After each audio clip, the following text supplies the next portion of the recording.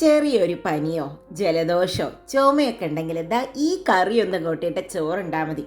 അതല്ല എങ്കിൽ ഇതാ ഇതിനെ എടുത്തൊരു 2 കയ്യിലൊരു ബൗളിലെടുത്തിട്ട് സൂപ്പ് പോലെ കുടിച്ചാലും നല്ലൊരു ആശ്വാസം കിട്ടും. അങ്ങനത്തെ ഒരു കറിയുടെ റെസിപ്പിയാണ് ഇന്ന്. കുരുമുളക് രസം എൻ്റെ അമ്മ ഉണ്ടാക്കുന്ന ഒരു റെസിപ്പിയാണ്. നല്ലൊരു ഹെൽത്തി ആയിട്ടുള്ള എന്നാൽ നല്ല ടേസ്റ്റി ആയിട്ടുള്ള റെസിപ്പിയാണ് ഇന്ന്. എല്ലാവർക്കും നമസ്കാരം. Welcome to Prabhas veggie world. ഇനി നമുക്ക് കുരുമുളക് രസം എങ്ങനെ ഉണ്ടാക്കേണ്ടതെന്ന് നോക്കാം. അതിനായിട്ട് ആദ്യം വേണ്ടത് നമുക്കൊരു ചെറുനാരങ്ങയുടെ വലിപ്പത്തിലുള്ള പുളിയാണ്. ഈ പുളിയെ നമുക്കൊന്ന് സോക്ക് ചെയ്യാനായിട്ടിടാം. വേഗം പുളി സോക്കായി വരണമെങ്കിൽ കുറച്ച് ചുടുവെള്ളത്തിലിട്ടാൽ മതി. അപ്പോൾ നന്നായിട്ട് പുളിയുടെ പൾപ്പ് വരും. 1 കപ്പ് വെള്ളത്തിൽ ഇട്ട് വെച്ചിട്ടുണ്ട്. ഇതൊന്ന് സോക്കായി വരുമ്പോഴേക്കും നമുക്ക് ഈ കുരുമുളക് രസത്തിന് വേണ്ടിയിട്ടുള്ള പൊടി ഒന്ന് ഉണ്ടാക്കാം. പൊടി ഉണ്ടാക്കാനായിട്ടൊരു മിക്സിയുടെ ബ്ലെൻഡർ എടുത്തിട്ടുണ്ട്. അതിലേക്ക് ഒരു 2 ടേബിൾ സ്പൂണോളം കുരുമുളകാണ് ഇട്ട് കൊടുക്കുന്നത്. ഇത് വറക്കൊന്നും വേണ്ട, ജസ്റ്റ് പച്ച കുരുമുളകിനെ അതുപോലെ തന്നെ ഇട്ട് കൊടുക്കുകയാണ്. പച്ചല്ല, ഉണങ്ങിയ കുരുമുളകിനെ ഇട്ട് കൊടുത്തിട്ടുണ്ട്.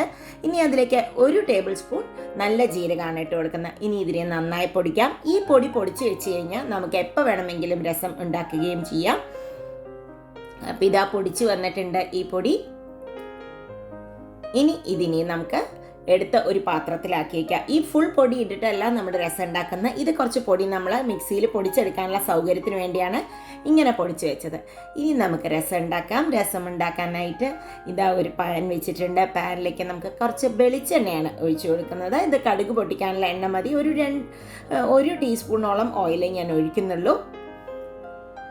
അതിലേക്ക് നമുക്ക് കുറച്ചും കടുക് ഇട്ട് കൊടുക്കാം. കടുകൊന്ന് പൊട്ടട്ടെ. കടുക് ഇതാ നന്നായി പൊട്ടി വരുന്നുണ്ട്. ഇനി അതിലേക്ക് കുറച്ച് കരിവേപ്പിൻ്റെ ഇലയും കൂടി ഇട്ട് കൊടുക്കാം. ഇത് ആക്ച്വലി ഞങ്ങളുടെ അവിടെയൊക്കെ അമ്മ ഡെലിവറി ഒക്കെ കഴിഞ്ഞ് കിടക്കുമ്പോൾ കുറച്ച് കുടിക്കാനൊക്കെ തരും കേട്ടോ. ഇനി ഇതാ ഈ സോക്ക് ചെയ്ത് വെച്ചിട്ടുള്ള പുളിയൊന്ന് ഒഴിച്ച് കൊടുക്കാം. 1 കപ്പ് വെള്ളം പാതിലുള്ളത് ഒഴിച്ചിട്ടുണ്ട്. ഇനി എഗെയിൻ ഇതാ പുളി നന്നായി പിഴിഞ്ഞിട്ട് ഒഴിക്കുകയാണ്. അപ്പോൾ എഗെയിൻ 1 കപ്പും കൂടി വെച്ചിട്ടുണ്ട്. ഒരു 2.5 കപ്പോളം ഒഴിച്ചിട്ടുണ്ട്. നിങ്ങളുടെ പുളിക്ക് അനുസരിച്ചിട്ടുള്ള വെള്ളം ഒഴിക്കുക. ഇതാ ഇനിയൊരു 1/4 ടീസ്പൂണോളം മഞ്ഞൾപ്പൊടി ഇട്ട് കൊടുത്തിട്ടുണ്ട്. ഇനി നമുക്ക് ഇട്ട് കൊടുക്കേണ്ടത് ഈ പൊടിച്ച് വെച്ചിട്ടുള്ള പൊടിയാണ്. 1.5 ടീസ്പൂണോളം നമ്മൾ ഈ പൊടി ഇട്ട് കൊടുക്കേണ്ടത്. നല്ല എരിവ് വേണമെന്നുണ്ടെങ്കിൽ 2 ടീസ്പൂൺ ഇട്ട് കൊടുക്കാം. ഇനി അതിനെ ഒന്ന് ജസ്റ്റ് ഒന്ന് ഇളക്കുക. ആവശ്യത്തിന് ഉപ്പും കൂടി നമുക്ക് ഇട്ട് കൊടുക്കാം. ഇതൊരു പുളിയോടുകൂടി കുരുമുളകും ജീരകവും കൂടിയിട്ടുള്ള ടേസ്റ്റ് നല്ല എണ്ണം നമുക്കിപ്പോൾ കുടിക്കുമ്പോഴൊക്കെ ഒരു ചെസ്റ്റ് കഞ്ചഷനൊക്കെ ഉണ്ടായെങ്കിൽ നല്ലൊരു വ്യത്യാസം നമുക്ക് ഫീൽ ചെയ്യും. ഇതാ നന്നായി ഒന്ന് തിളച്ചിട്ടുണ്ട്. ഇനി ഇതിനെ ഓഫ് ചെയ്ത് നമുക്ക് അടച്ചങ്ങോട്ട് വെക്കാം. ഇത് ചോറിൻ്റെ കൂടെ വെറുതെ കഴിക്കാം കേട്ടോ.